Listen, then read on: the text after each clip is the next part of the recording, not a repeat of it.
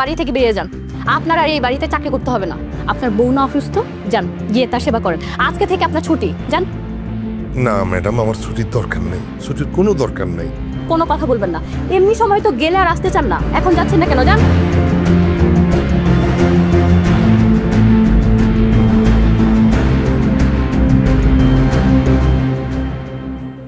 তুমি কি কাজটা ঠিক করলারই না? এত বাজে ব্যবহার করার তো কোনো দরকার ছিল না।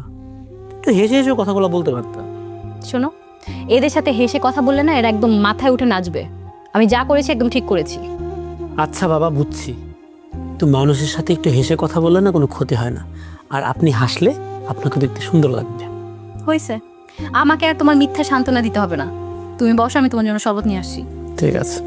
স্যার, স্যার এটা নেন স্যার। বাবা দেখছো, চাচা তো অলরেডি নিজে শরবত বানায় নিয়ে চলে আসছে। তোমার আর শরবত বানানোর কষ্টটাও করতে হয়নি। চাচা আমাদেরকে এত ভালোবাসেন, তোমার জন্য কষ্ট না হয় সেজন্য শরবতটা আগে থেকে বানায় রাখছে। এই, আপনি কেন শরবত নিয়ে এসেছেন? আপনাকে আমি চলে যেতে বলেছি? কথা কি আপনার কানে যায় না?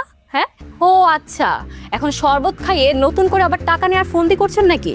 না, স্যার তো অনেক কষ্ট করে আসছে, সারাদিন অফিস করছে না, এই জন্য ভাবলাম যে একটা শরবত বানাই দিই।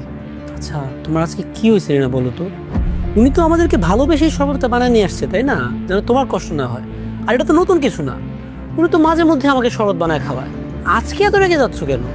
শোনো, তুমি না বুঝবে না। আমি লক্ষ্য করছি উনি আজকে সকাল থেকে কি কি যেন ফোন দিয়ে পাকাচ্ছে। নিশ্চয়ই ওনার কোনো খারাপ মতলব আছে। না ম্যাডাম, বিশ্বাস করেন স্যার, আমার কোনো মতলব নেই, আমি কোনো ফোন দিয়ে রাখতেছি না। ঠিক আছে ম্যাডাম, আমি চলে যেতেছি।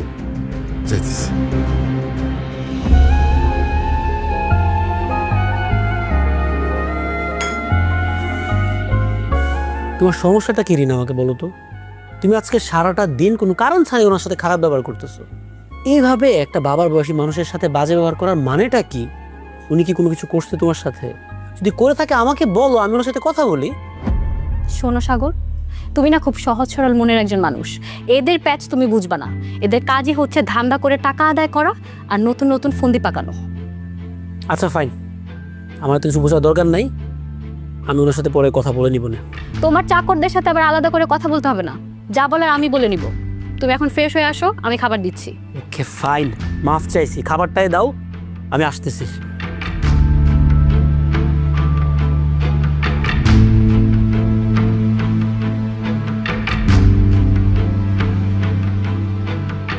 আপনার গাভীর দুধ বৃদ্ধির জন্য ও দুধের ননী বৃদ্ধির জন্য ব্যবহার করুন এসবি পুষ্টি 1।